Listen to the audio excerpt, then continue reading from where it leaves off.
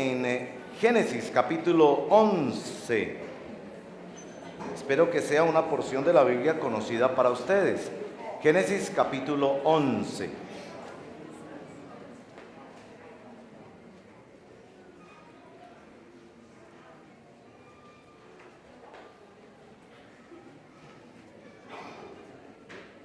Génesis 11. No debemos esperar que un documento escrito hace miles de años esté escrito en la terminología que esperaríamos nosotros hoy en día. Nuestro esfuerzo es ir y visitar un texto escrito que es revelación de Dios para personas que vivieron hace mucho tiempo, y el texto es bastante sencillo, digamos, en su descripción. El texto que vamos a leer es de vital importancia para la humanidad porque responde dos de las preguntas que los científicos sociales no han podido responder hasta ahora, aunque hacen más y más investigación como deben, pero no la han podido responder. Una pregunta es el origen de la religión, cómo es que en todas las culturas, las más desarrolladas y las más sencillas, existe la religión, y cómo fue el origen de los lenguajes, de los diferentes idiomas. Son dos preguntas que la ciencia no ha podido responder, pero la palabra de Dios y su revelación nos da la respuesta a ambas cosas. Y en este texto que vamos a leer, preciosa escritura de capítulo 11 del libro de Génesis, el libro de los comienzos. Acompáñenme, por favor, a leer. En ese entonces se hablaba un solo idioma en toda la tierra. Al emigrar al oriente, la gente encontró una llanura en la región de Sinar, y allí se asentaron. Un día se dijeron unos a otros: vamos a hacer ladrillos y a cocerlos al fuego. Así fue como usaron ladrillos en vez de piedras y asfalto en vez de mezcla. Luego dijeron: construyamos una ciudad con una torre que llegue hasta el cielo. De ese modo nos haremos famosos y evitaremos ser dispersados por toda la tierra. Pero el Señor bajó para observar la ciudad y la torre que los hombres estaban construyendo, y se dijo: todos forman un solo pueblo y hablan un solo idioma. Esto es solo el comienzo de sus obras, y todo lo que se propongan lo podrán lograr. Será mejor que bajemos a confundir su idioma, para que ya no se entiendan entre ellos mismos. De esta manera, el Señor los dispersó desde allí por toda la tierra, y por lo tanto dejaron de construir la ciudad. Por eso a la ciudad se le llamó Babel, porque fue allí donde el Señor confundió el idioma de toda la gente de la tierra, y de donde los dispersó por todo el mundo. Oremos. Señor, muchas gracias por darnos tu revelación escrita en la Santa Biblia. Queremos pedirte que el Espíritu Santo nos asista para entenderla, y especialmente para entender el tema de hoy en la serie del trabajo.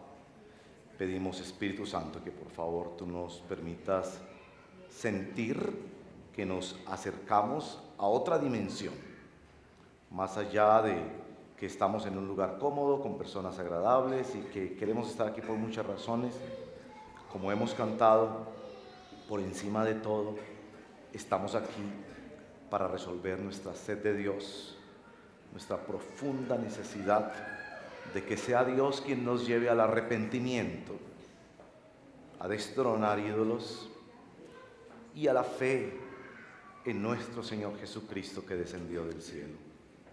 Guíanos, Espíritu Santo. Sin tu ayuda, esto es solo religión. Sin tu presencia, esto es solo obra humana. Sin tu unción, esto es solo buenas intenciones. Ven, Espíritu Santo, responde a esta profunda necesidad que nosotros tenemos de ti, de comprender nuestra historia, de comprender cómo nuestro trabajo puede ser una tremenda bendición, pero también puede ser una esclavitud. Ayúdanos a discernir y a caminar contigo en las labores que nos has encomendado. Te lo pedimos en el nombre de Jesús. Amén. Bueno, la introducción que voy a usar para nuestro tema de esta mañana no suena mucho a una introducción, así que me perdonarán porque no cumple mucho las funciones que debe tener una introducción para generar interés y llamar su atención. Pero creo que es muy importante hacerlo así. Y la introducción que he escogido es esta. Debemos hacer una diferencia, una distinción, mejor, entre lo que es trabajo y lo que es empleo. Había pensado que hay una diferencia entre trabajo y empleo. Esa diferencia es mayor y es fundamental para entender nuestro tema del día de hoy y nuestra serie sobre el trabajo. Trabajo y empleo no son la misma cosa. En el empleo usted trabaja unas horas y tiene un jefe. En el empleo usted cumple unas funciones y consigue unos objetivos. El trabajo es la tarea que Dios le ha dado a todos los seres humanos. Es decir, usted puede decirme que usted es desempleado, pero yo le diré, usted podrá ser desempleado, pero usted tiene trabajo. Esa distinción es fundamental, especialmente cuando en nuestra sociedad vemos personas, voy a poner el ejemplo de las madres en particular, que trabajan muchísimo más duro que cualquiera de nosotros, pero no tienen empleo, no tienen salario, no tienen un horario, por el contrario, trabajan 24/7. Y quienes tenemos empleo, muchas veces decimos, yo no quisiera cambiar mi empleo por ese trabajo. La distinción entre trabajo y empleo es fundamental, en primer lugar, para la valoración, porque así podemos valorar todas las actividades humanas como un don y como una demanda de Dios para todas sus criaturas. Pero también es muy importante la distinción entre trabajo y empleo por la diligencia que uno puede desprender de esa diferenciación. Acostumbro decirle, por ejemplo, a los que están desempleados esta frase: tú estás desempleado, perdiste tu empleo ayer o saliste de tu empleo ayer, pero no estás sin trabajo. Deberías, por el contrario, ahora madrugar con más diligencia, esforzarte con más diligencia y ocuparte en mejorar tus habilidades. Esto es tan importante que generalmente pongo el ejemplo de los futbolistas. Un futbolista, cuando no es contratado por un club, lo primero que hace es buscar otro club donde él pueda entrenar. No va a jugar con ellos, no va a trabajar con ellos, pero él quiere seguir madrugando y manteniendo sus habilidades y sus capacidades a tope, porque en el momento que lo llamen, él no puede decir, no, denme unos días para mejorar y para ponerme a tono. Él tiene que estar listo para su trabajo. Esa distinción entre trabajo y empleo es fundamental. Y es fundamental para el día de hoy porque nuestro tema el día de hoy es el trabajo como un ídolo. El trabajo como un ídolo. Esa cosa tan extraordinaria que Dios le da a todas sus criaturas y le demanda a todas sus criaturas podría convertirse en un ídolo. ¿Han escuchado esa expresión trabajohólico o trabajohólica? Una persona que hace de su trabajo una adicción, que no puede parar, que hace de su trabajo como la fuente de su felicidad, que quizás habla muchísimo de su trabajo y no puede parar, o nunca habla de su trabajo, porque ya sea que tenga un trabajo que le realiza o no lo tenga, es como toda su felicidad. Eso se ve especialmente en el uso del celular.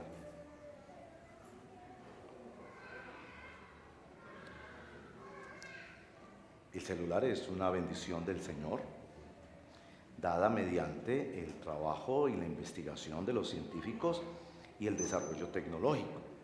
El celular es una gran bendición, por ejemplo, para quienes cuidamos de nuestros padres o suegros, en mi caso, y es muy importante poder estar comunicándonos todo el día, cómo está, que se cayó, que hay algo que necesita, y podemos movilizarnos inmediatamente. Pero todos sabemos también que el celular ha llegado a ser un problema. Y ahí está ese hombre que ya no mira, que ya no saluda, que ya no come con tranquilidad su comidita, que ya no duerme con tranquilidad porque está a toda hora pegado de ese bendito aparato. Y claro, además de hablar, ya hay mensajes de texto, ya hay WhatsApp, ya hay FaceTime y ya hay Facebook, que hace que la persona no pueda parar. Se vuelve el trabajo como una religión, algo que fanatiza la vida y que termina esclavizándolo. Precisamente, como les contaba, este texto responde a la pregunta de cómo los seres humanos desarrollaron la religión. Algunos antropólogos sugieren que la religión se desarrolló a partir del sueño o de los estados de éxtasis o de conciencia alterada que se producía en las tribus primitivas por el uso de algunas sustancias psicoactivas. La palabra de Dios nos dice que la religión se desarrolló por medio del trabajo. Mediante el trabajo buscaron comodidad. Mediante el trabajo buscaron relaciones donde protegerse, comunidad. Mediante el trabajo buscaron competir unos con otros a tal punto de llegar al cielo. El trabajo se convirtió en el mecanismo que les desarrolló la religión y por ende la idolatría. Por eso es tan importante nuestro tema del día de hoy. Los primeros capítulos de Génesis son muy importantes y le dan el marco de referencia al capítulo 12 del que hablaremos ahora, porque muestran a Dios no solo como creador, sino, escuche esta palabra, Dios como interventor. Dios es interventor de todas las construcciones que hacen sus criaturas.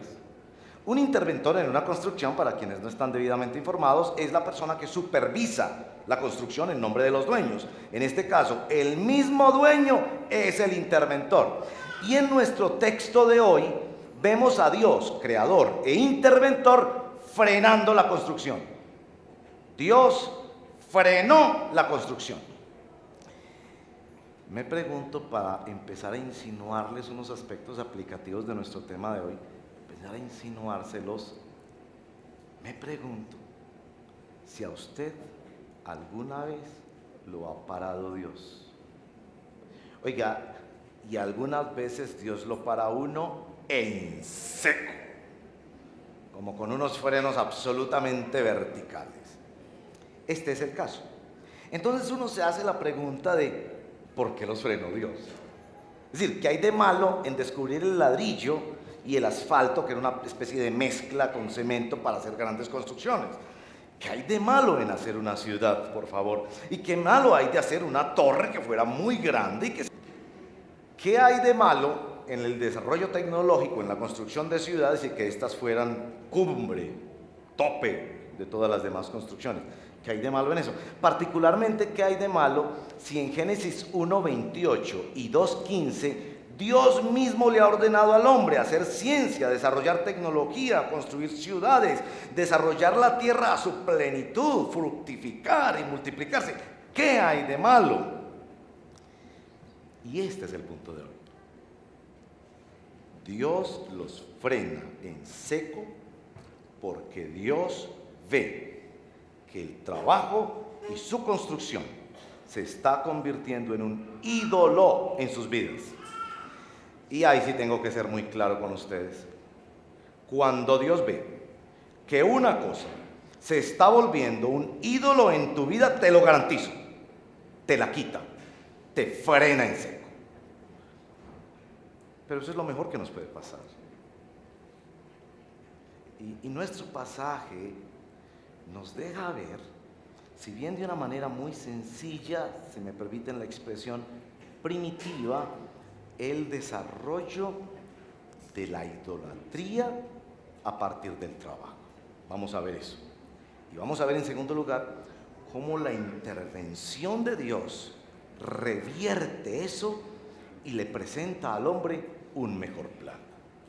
En primer lugar, cómo el trabajo se volvió una idolatría para la gente a tal punto que Dios los tiene que frenar en seco. El desarrollo de la idolatría es un desarrollo muy sutil en el alma humana. Tiene 3 grandes etapas. Las podemos contemplar en este pasaje. Primera etapa, indiferencia. Esta gente empezó a desarrollar tecnología sin preguntarle a Dios, sin importarle la palabra de Dios, sin importarle los propósitos de Dios.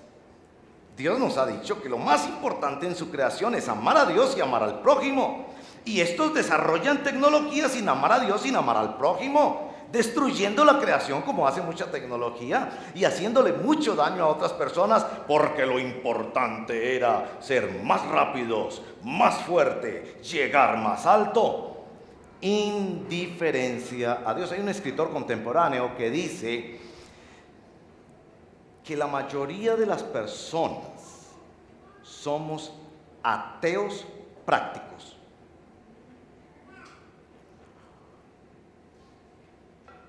¿Qué es un ateo práctico?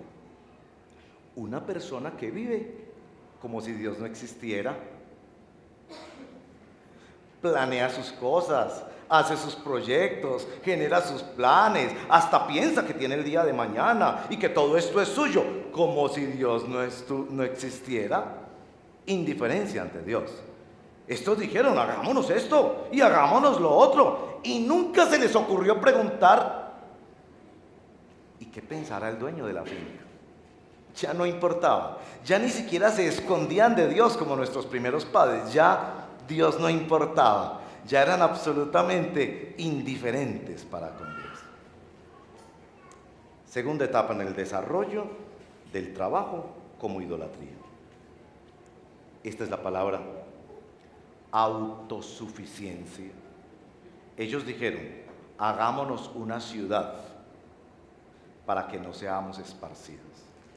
Hagamos una ciudad donde lo tengamos todo. Las ciudades han acompañado el desarrollo humano, porque en la ciudad está la ley, se puede aplicar justicia, en la ciudad está la educación, en la ciudad está el mayor desarrollo. Cuando usted vive en el campo, usted tiene que saber de plomería, usted tiene que saber de electricidad, usted tiene que saber de animales, usted tiene que saber de cultivos. Pero cuando usted vive en una ciudad, usted tiene aquí el plomero que ha desarrollado su capacidad en ese campo, el electricista, etcétera, etcétera. Y además tiene los maestros que eduquen a la siguiente generación. Las ciudades está bien como desarrollo humano, pero aquí tenemos unas personas que están diciendo, vamos a ser autosuficientes, vamos a vivir como si no necesitáramos al dueño de la finca, como si no necesitáramos a Dios. ¿A usted no le parece que muchas veces en nuestro trabajo no solo planeamos, dirigimos la empresa o prestamos ese servicio como si Dios no existiera? Y ni siquiera empezamos esa gestión o esa mañana o esa reunión, ni siquiera con una invocación al Señor, de Señor, ya que este negocio es tuyo, ya que esta clase es tuya, ya que este cuerpo es tuyo, ya que estos recursos son tuyos, por lo menos lo mínimo de la oración, lo mínimo, que es pedir que nos ayude, que eso es lo mínimo. Hay muchas dimensiones de la oración, pero lo mínimo es pedir. Pero más allá de eso, nos comportamos como si no lo necesitáramos. ¿Y qué lección? ¿Qué lección nos dan aquellos que han llegado a tener el empleo de sus sueños? Y un día lo llaman a uno por teléfono y le dicen, Diego, ¿te acuerdas de ese empleo? Que me contrataron de manera indefinida, que me dijeron que yo ahí iba a ascender y a hacer carrera, que yo pensaba que ahí me iba a jubilar. Aquí tengo en el escritorio la carta. Todo se acabó. Y se desplomó como si nada. Y quizás es solo en ese momento que empezamos a decir, es que yo me comportaba como si yo no necesitara a Dios. Y lo más grave de eso es que pensamos que no necesitamos la misericordia de Dios, sino que necesitamos ese trabajo. Cuando vivimos y dependemos de la pura misericordia de Dios, ¿Cuántas personas conozco que tienen fortunas extraordinarias y en un momento, por una situación de salud o por un accidente, lo pierden todo de inmediato? Y yo le digo, ¿sabes qué? Regresaste al mismo punto en el que naciste, en el que se depende exclusivamente de la misericordia de Dios. Pero estos señores pensaban que iban a tener una ciudad donde iban a asegurar todo y ya no necesitar más a Dios. Tercer nivel del desarrollo del trabajo como idolatría. Este es peor de todos.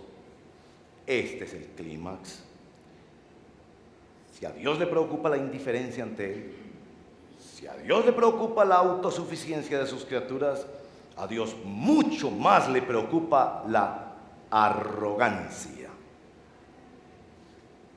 En la indiferencia vivimos como si Dios no existiera. En la autosuficiencia vivimos como si no lo necesitáramos. En la arrogancia vivimos como queriendo reemplazar a Dios. Hagámonos una torre que llegue hasta el cielo. Es decir, Dios, ya no te necesitamos. Ya sabemos cómo llegar al cielo y llevarte a la cima del cielo. Y la muchacha se lo creyó. Y la muchacha se lo creyó. Y puso toda su fe en aquel que en una noche de copas le dijo, y llevarte a la cima del cielo. El corazón humano quiere hacer construcciones que lleguen no solo a pensar que Dios no existe, que no se necesita, sino que ya le tienen el reemplazo.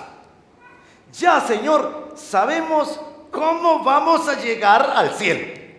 Así que, Señor, tu Biblia sobra, tu iglesia sobra, tu evangelio sobra, tus llamados de atención sobra, porque nosotros ya sabemos cómo llegar al cielo. Y llegamos al cielo con el empleo de nuestros sueños, con la empresa de nuestros sueños, con los talentos que todo mundo admira. Vamos a llegar por nosotros mismos al cielo. Y el Creador, que también es interventor, no se queda de manos cruzadas. Y dice, con que conseguiste un ídolo y estás feliz con él y piensas que no puedes vivir sin él y que en él está tu felicidad, espera y verá. Y lo mejor que hace la gracia de nuestro Señor, frenarnos en seco. Es que el asunto de la idolatría en nuestro corazón es un asunto muy complejo. Nosotros producimos ídolos de muchos tipos diferentes. Me acuerdo de este amigo a quien le compartí del evangelio y su mamá le había dado de niño un amuleto. Esas cositas que se cuelgan, a veces no se ven, pero están dentro de la camisa. Un asunto religioso que su mamá le había dicho, le había dado para protegerlo toda la vida. El hombre conoció a Cristo, empezó a leer la palabra de Dios, devoraba Biblia como loco y crecer en el Señor. Y un día me dijo, yo le voy a mostrar una cosa. ¿Qué es eso? Le dije, este es un amuleto, mi mamá me lo dio para protegerme toda la vida. Yo le dije, pues, ¿qué piensas que debes hacer? Dice, quitármelo, porque yo ya he entendido en el evangelio que mi vida le pertenece a Cristo. Y que nada ni nadie me separará de su amor. Y que si alguien viniera a hacerme daño, las cosas malas se convertirán en bendición para mí, porque mi vida es de Cristo. Yo le dije, pues sencillo, pues guárdelo por ahí como un recuerdo de su mamá si quiere, pero pues... Me dijo, no soy capaz. No soy capaz, ¿no? Si quiere yo se lo quito, le dije. No. No soy capaz de vivir sin eso. Vas a tener que hablar con el Señor sobre eso, vas a tener que tomar una decisión. Pasaron unos meses hasta que un día llegó feliz, con esa sonrisa, me dijo, soy libre. Y yo pensé que ya eras libre hacía días, porque hace tiempo que conoces a Cristo y has venido creciendo, pero soy libre. Vea, le muestra. Se abrió su camisa y no tenía el amuleto. Claro, curiosamente le pregunté, cuéntame, ¿cómo fue el asunto? El mío fue muy difícil, pero Dios me dio la fuerza. El hombre se hizo toda una ceremonia. Se fue hasta uno de los puentes del río Medellín. Ahí ya se paró. No sé si había otras personas, no me contó. Estaba ahí con toda la fuerza que pudo sacar, no solo de sus manos, sino de su alma. Cogió el amuleto, lo tiró donde nunca más lo pudiera encontrar, al río Medellín. Allá cayó. Tiró su amuleto. Y él dice: sentí una gracia y una libertad tan grande de que yo ya no dependía de eso. Esta historia es sobre un amuleto, que son objetos que llegan a tener mucho poder sobre las personas, y Cristo vino a liberarnos de todas esas maldiciones. Pero eso mismo ocurre muchas veces con el trabajo. El trabajo se convierte en un amuleto. El trabajo puede ser tu empresa, puede ser tus habilidades, una contratación, un jefe, unas habilidades, un negocio, un producto.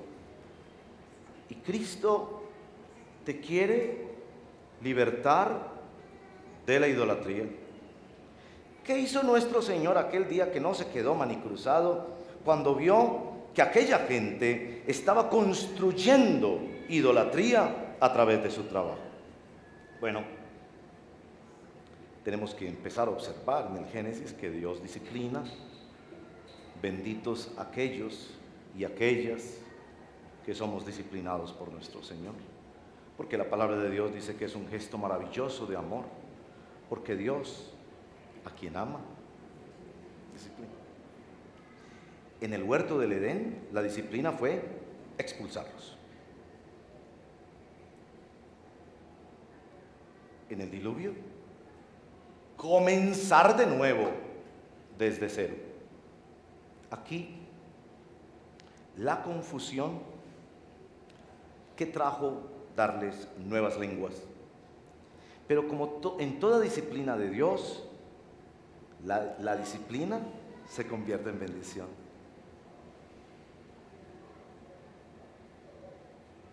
Porque la disciplina de Dios añade nuevas dimensiones de la gracia.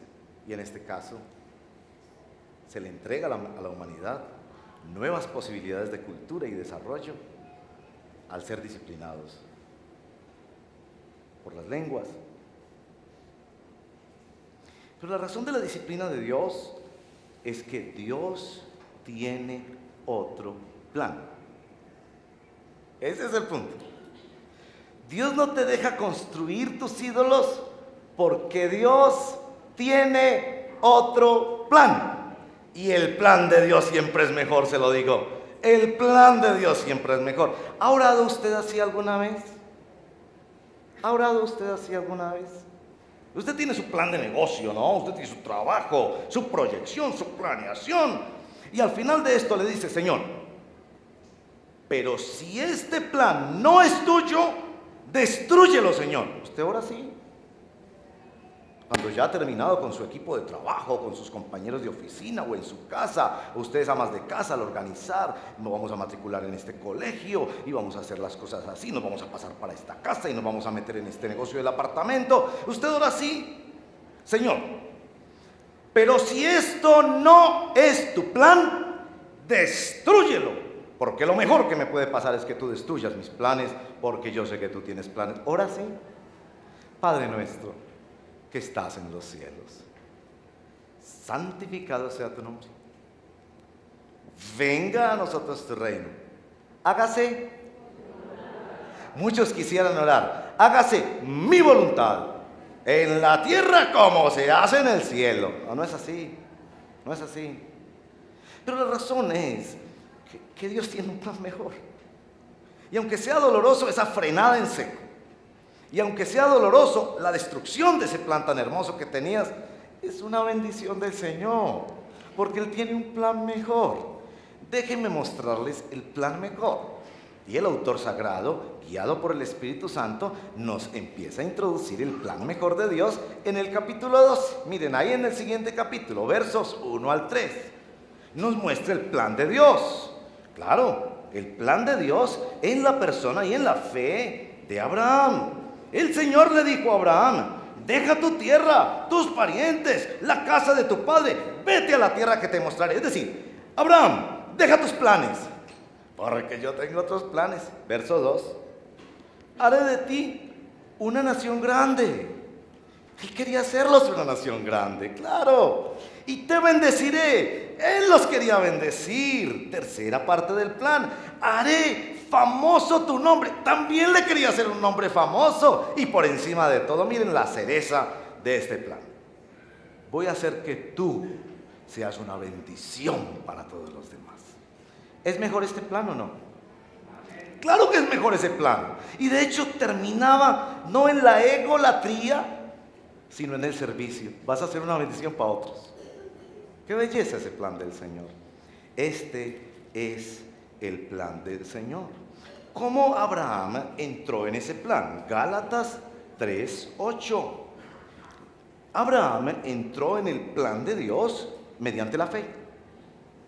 No mediante sus obras o sus construcciones, sino mediante la fe. Creyó y creyó a estas promesas de Dios. Pero Gálatas y el Evangelio en el Nuevo Testamento explica ampliamente que la fe de Abraham era la fe a la manera de Dios, no a la manera de los hombres. No era basado en el plan de los hombres de hacer construcciones y buenas obras para negociar con Dios, sino a la manera de Dios, en las obras de Dios. Y que particularmente para Abraham era creer que Dios le daría un hijo. ¿Se acuerdan de eso? Abraham, su esposa, ellos eran estériles.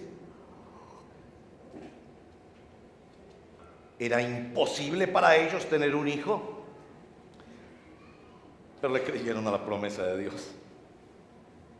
Creyeron a Dios. Cuando uno le cree a Dios, uno toca otro mundo, otro mundo. Ayer leí Manfred Max Neff, Premio Nobel de Economía chileno. Él dice, por encima de todo esto, no podemos desconocer que los seres humanos estamos en contacto con otro mundo. Casi salto cuando leí eso. El tipo no es cristiano.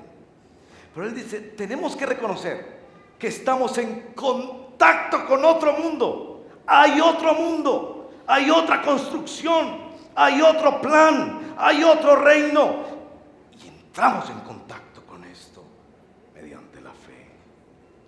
Abraham habría de creerle a Dios que Dios era capaz de hacer lo imposible. ¿Por qué estamos todos aquí? Porque creemos que Él es capaz de hacer lo imposible. Ahora, para Abraham era una circunstancia fundamental de la vida la que le ayudaba a conectarse con eso, su incapacidad de tener hijos.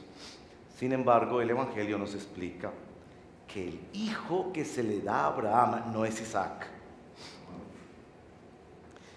Que el hijo que se le daba en la fe era uno que vendría en su descendencia. Eso lo estudiamos un poco más cuando se refiere a Jesús de Nazaret, descendiente de él, que vendría para ser nuestro Salvador y nuestro Señor. Miren este hijo, miren este hijo. Este hijo de Dios, Jesús, no es una torre que se construye y asciende al cielo, sino que es uno que desciende del cielo. No es uno que descubrió cómo desarrollar tecnología, sino uno que las tenía todas. En la creación, con su sola palabra lo creaba todo. Planetas, constelaciones, galaxias, creadas por su sola voz. ¡Qué tecnología! Y dejó todo lo que tenía para descender. Uno que deconstruye las construcciones humanas, porque Jesús de Nazaret es el hombre más feliz de la historia, el hombre más útil de la historia, el hombre más santo de la historia, y que le dice a toda la historia humana, ustedes piensan que es construyendo cosas y desarrollando tecnología que van a ser felices. Bienaventurados los pobres, los pobres. Jesús deconstruyó todas las construcciones humanas. Jesús, el Hijo de Dios, descendió, dejó, deconstruyó. Pero escuche esto muy bien. Este Hijo, que era plan de Dios, dio las lenguas, dio las lenguas. ¿Se acuerdan? Pentecostés. Dio el Espíritu Santo para que los seres humanos se comunicaran con Dios, para que los seres humanos hablaran en nombre de Dios, para que los seres humanos amaran como Dios ama. Dio el cielo en la tierra sin necesidad de construcción alguna. ¿No les parece eso muy hermoso? Los hombres, tratando de construir cosas, se hicieron ídolos que los esclavizaron. Dios, en su plan perfecto, les da el Hijo y los hace libres para ser como Dios y para amar como Dios. ¿No les parece eso el Evangelio? Eso es el Evangelio de nuestro Señor Jesucristo. Conclusión. Mi trabajo será un ídolo que me esclaviza o una oportunidad para conocer y para amar a Dios. Tú decides. Si tu trabajo no es traído y sometido a una relación con Dios en Jesucristo, tu trabajo será finalmente un ídolo que aplastará tu vida. Con cuánta tristeza veo a estos hombres, y lo digo con temor porque yo voy para allá, que llegan a la edad de jubilación y cuando se ven desprovistos de aquella influencia, de aquella oficina, de aquel título, de aquellas posibilidades, de aquel reconocimiento, se sienten que son cero. Y yo tengo que decirles, es que tú eras cero antes y no habías venido a quien te da la felicidad de tu corazón, a nuestro Señor Jesucristo. Y construiste toda tu vida apoyado en eso. Destruiste hasta tu familia por eso, hasta tu salud por eso, porque trabajabas más de 24 horas al día. Tú lo sabes, tú me lo has dicho. Y por eso el Evangelio te llama, porque solo cuando estoy en Cristo puedo evitar los ídolos. Solo cuando estoy en Cristo mi vida no se convierte en una idolatría permanente. Solo cuando estoy en Cristo las cosas pueden encontrar su justa proporción. Sí, hay que trabajar, pero mi vida no existe para eso. Mi vida existe para amar, para conocer a mi Dios que me salvó y me transformó. Primera aplicación: renuncia a tu trabajo como una idolatría en tu vida. Segunda aplicación: si tu trabajo no es más un ídolo, puedes traer tu trabajo para adorar al Señor. Ahí está esa iglesia en otro país que tiene un letrero al frente. Cuando los hermanos salen del servicio de los domingos de la iglesia donde estamos celebrando al Señor, aparece un letrero. Acabó nuestra celebración, dice el letrero. Acabó nuestra celebración, Dios los bendiga, ya van para sus casas, sus diferentes trabajos y actividades. Acabó nuestra celebración, ahora comienza nuestra adoración. Es esta tarde, doblando las camiseticas, organizando las loncheritas, preparando un poquito el carro, organizando la casa. Es mañana, levantándonos temprano, primero el devocional, encuéntrate con Dios primero, saliendo a trabajar. Es ahí donde vamos a adorar a Cristo, iglesia, ¿sí o no? Es ahí donde adoramos a Cristo. Es ahí donde le decimos a los ídolos de este mundo: no controlarás mi vida. Plata, no controlarás mi vida. Educación, no controlarás mi vida. Imagen, no controlarás mi vida. Todo esto lo uso para glorificar a Dios, ¿sí o no? Eso es adoración. Eso es adoración. Quizás lo que hacemos aquí cantando hermosos poemas y juntándonos para unirnos y animarnos unos a otros, quizás lo que estamos haciendo es realmente estimulándonos a adorar al Señor el resto de la semana. Pero en cada cosa que hacemos veremos la gloria de papá.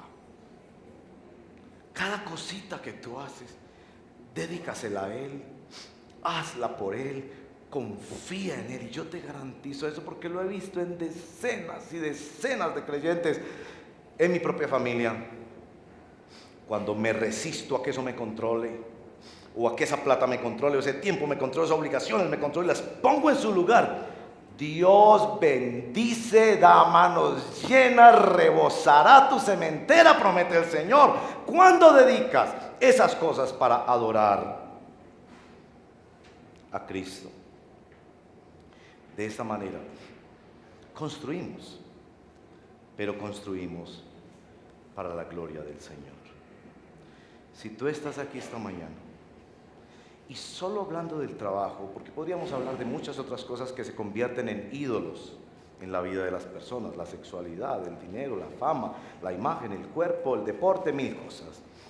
Pero si solo hablando del trabajo te das cuenta que tu corazón es idólatra, que estás construyendo para llegar al cielo donde nunca vas a llegar de esa forma. Si te das cuenta que el Espíritu de Dios te convence de tus pecados, ven a Jesús, entrégale tu vida a Jesús. Porque la salvación y la relación con Dios no se basa en participar de la iglesia correcta, ni en tener los sentimientos correctos, ni en hacer las promesas correctas, ni tener las buenas intenciones correctas, sino de quienes vienen a Jesús en arrepentimiento y fe y le dicen: Señor, me arrepiento de las idolatrías de mi vida, cualquiera de esas fuera, te entrego mi vida.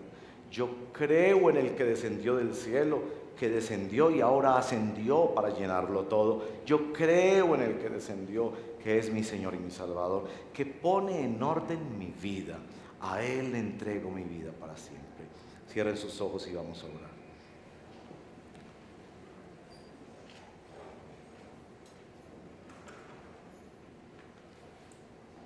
Vaya orando al Señor.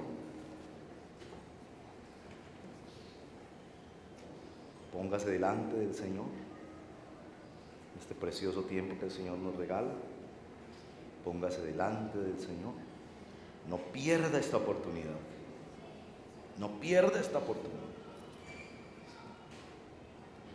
Ahí el Espíritu le está mostrando cuál es su idolatría.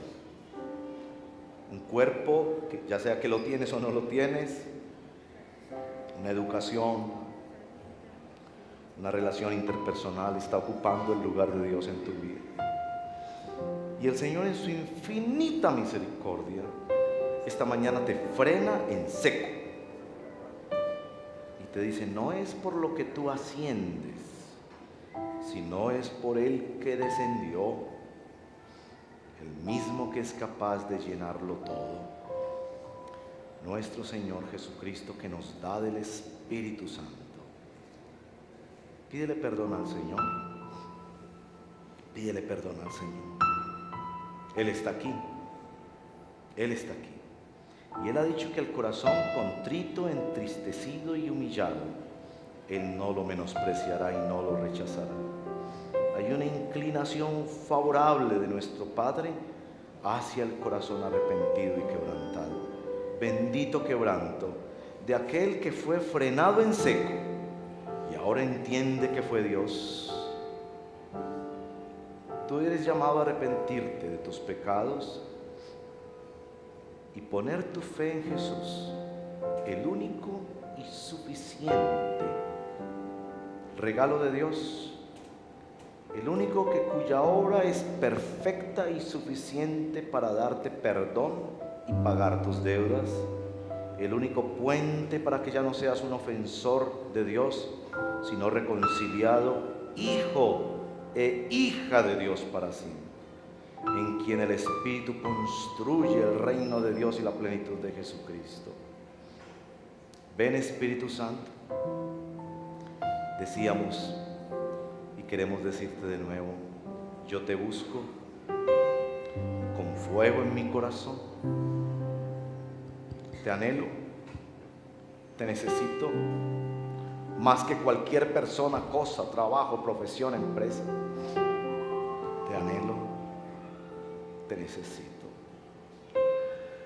Ven, Señor, en la persona y en la obra bendita, el que sella y que transforma, basado en la obra todo suficiente de nuestro Señor Jesucristo.